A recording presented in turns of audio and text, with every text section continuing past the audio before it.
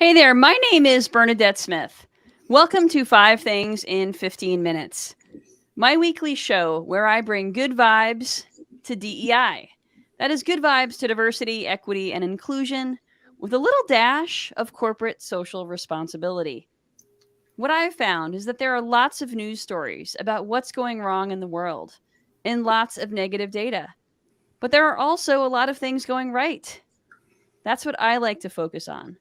I search for DEI stories that we can be inspired by and learn from. My hope is to inspire you to experiment with some of these inclusive actions and policies within your own organization to help you build a more inclusive world. In this week's episode, I'm joined by David Morse, president of New American Dimensions and author of Multicultural Intelligence, 8 Make or Break Rules for Marketing to Race, Ethnicity, and Sexual Orientation.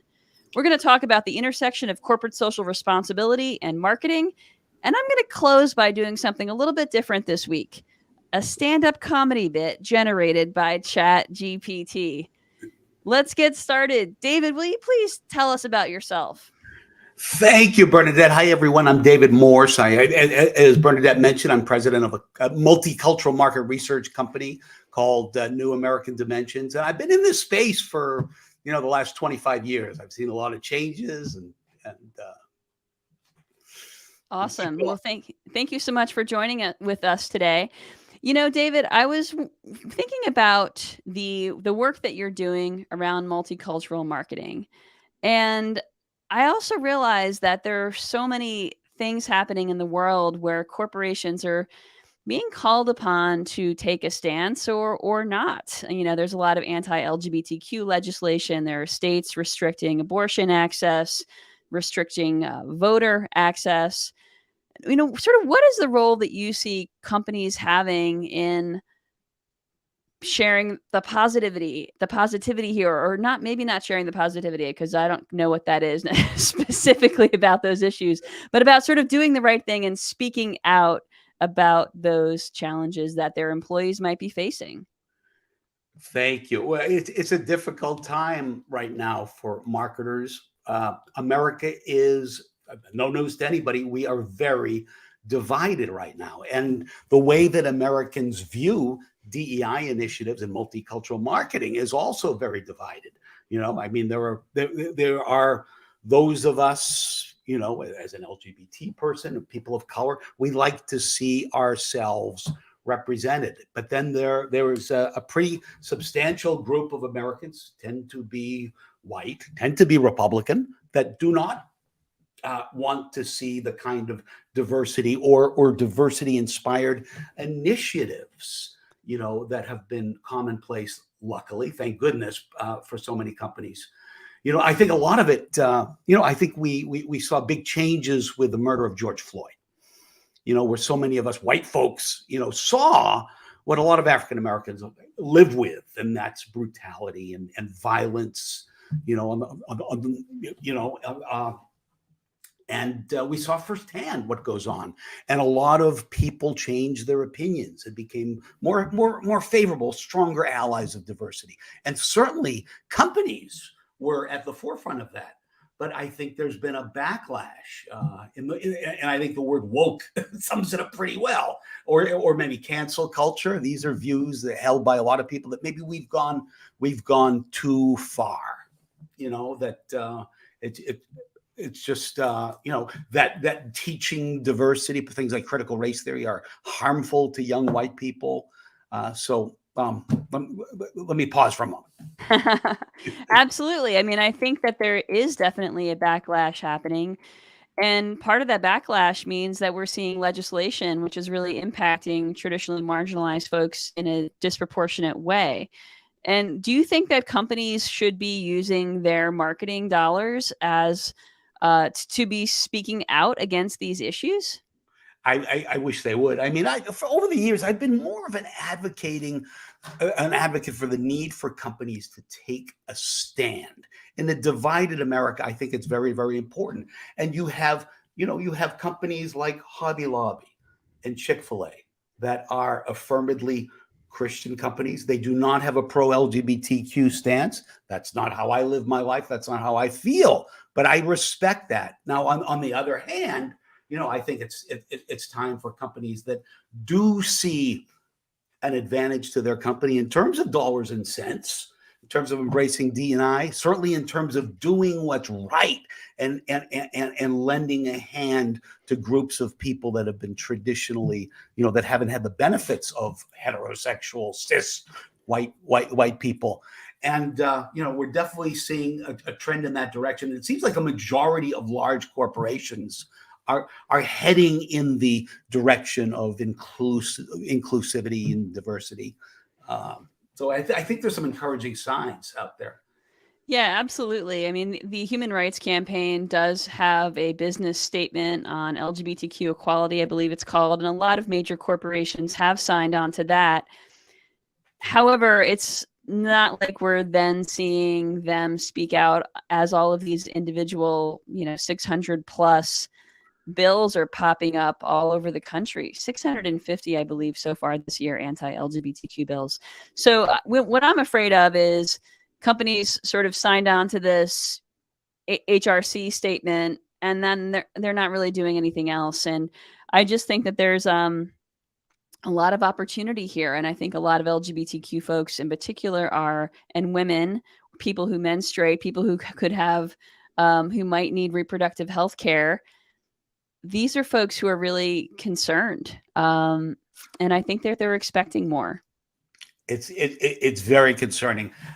What I look to make myself happy, to feel less scared, is I look at Gen Z, and I look at some of the studies that have been done with Gen Z, because I think we're seeing signs, and particularly in areas like sexual orientation, acceptance of people that are not heterosexual, and especially in the area of gender diversity and embracing that. People my age just have problems with that, but young people do not.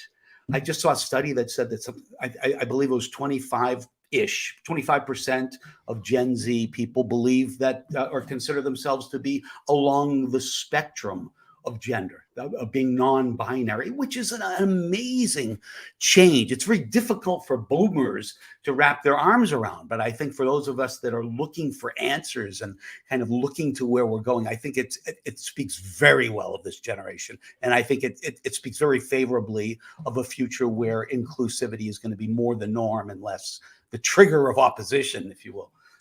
Yeah, absolutely. I mean, the census tells us that nearly 50% of Gen Z are people of color.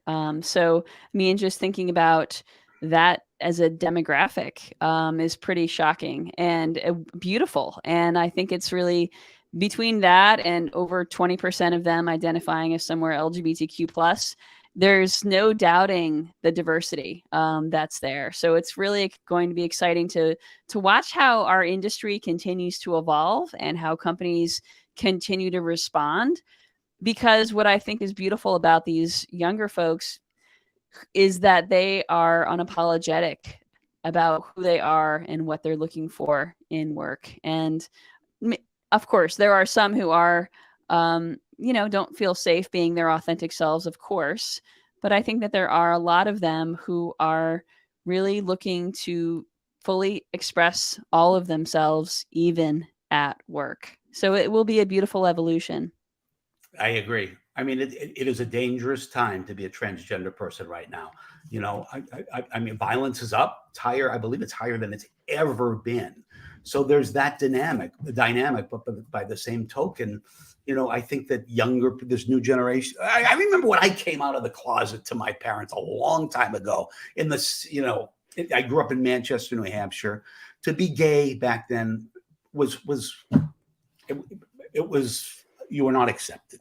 You were beat up, and it's not the case as much. Things have really, really changed.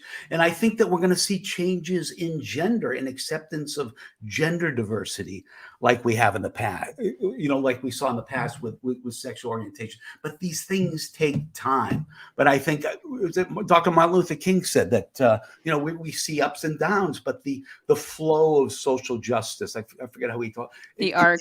The arc over the long run is in the right direction. Yep.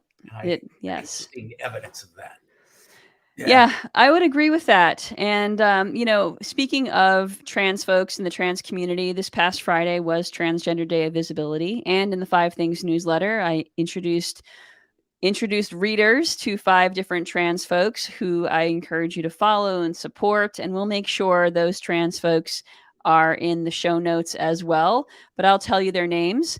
Celia Daniels, Robbie Samuels, Ashley Brundage, Lily Zhang, and Rhodes Perry are all amazing leaders. Please learn about them in the show notes. Some of them have books. So please support those folks. That's the call to action for this week, because the trans community is definitely under attack for sure. So, David, before we move on to my Chat GPT generated stand-up comedy bit, will you tell folks how what's giving you hope? I mean, Gen Z obviously is giving you hope. What else is giving you hope in this work?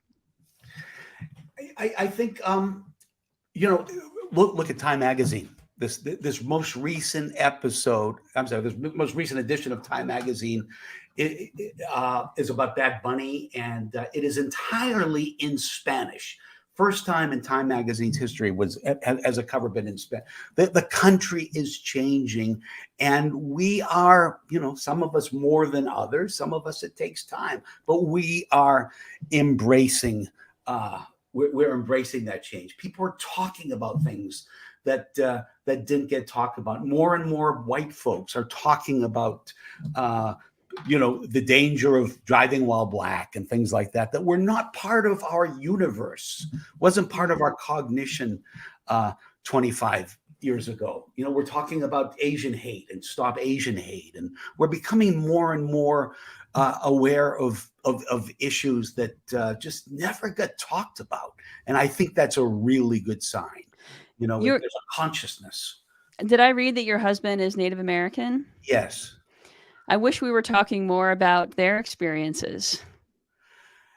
Yeah, we've done. I've done a lot of studies talking to Native Americans about their experience. It's funny what's going on now with the denial of critical race theory, and talking about the unique history of African Americans. And we probably don't talk enough about the history of Native Americans. That was pure out genocide. And we're certainly seeing the results. It is the most socioeconomically disadvantaged multicultural segment in the United States.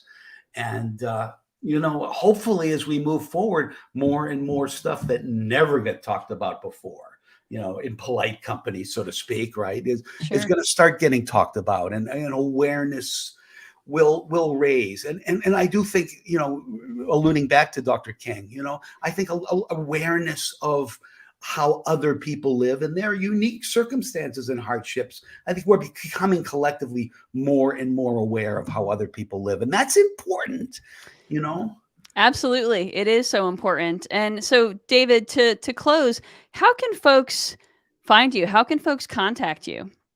Well, my websites, I have a website a little pretentiously named davidmorseauthor.com, but there's information on my books, and there's some videos there, and lots of information. I'm also kind of I don't want to say a hack historian, but I have a master's in history. I've written a lot about racial history because that always interested me too. How did we get to where we are? And that's why it makes me so angry now that we're talking about not teaching history the way it really happened, because it's so important. So anyway, I wrote a book on American legacy, racism, nativism, and white supremacy that people might want to check out, as well as my marketing book. Awesome. Thank you for sharing that, David. David at newamericandimensions.com if you want to reach out, or David at davidmorseauthor.com. Perfect. We will make sure that gets in the show notes. All right, folks. So I am going to perform. I'm not a stand-up comic at all, but I'm going to perform this Chat GPT generated stand-up comedy bit. I asked, last week I was trying to come up with stories for 5 things, and sometimes these stories are hard to find. Sometimes it's hard to find good vibes in DEI. One of the things I decided to play around with was having some fun with Chat GPT. So I asked them to give me a stand-up comedy bit about diversity. Hey folks, how's everyone doing tonight? So I'm a big believer in diversity. I mean, who doesn't love variety, right? It's like going to an all-you-can-eat buffet and only sticking to one dish. Come on, mix it up a bit. But you know what's funny about diversity? It's that people always talk about it like it's this magical thing that just happens on its own. Like, oh, we just need to be more diverse. Yeah, because the diversity fairy is going to come down and sprinkle some magic dust on us, and suddenly we'll have a rainbow of different backgrounds and perspectives. No, folks, diversity takes effort. It takes intentionality. You can't just wish for it and expect it to happen. It's like planting a garden. You have to prepare the soil, choose the right seeds, water and fertilize it regularly, and keep those pests away.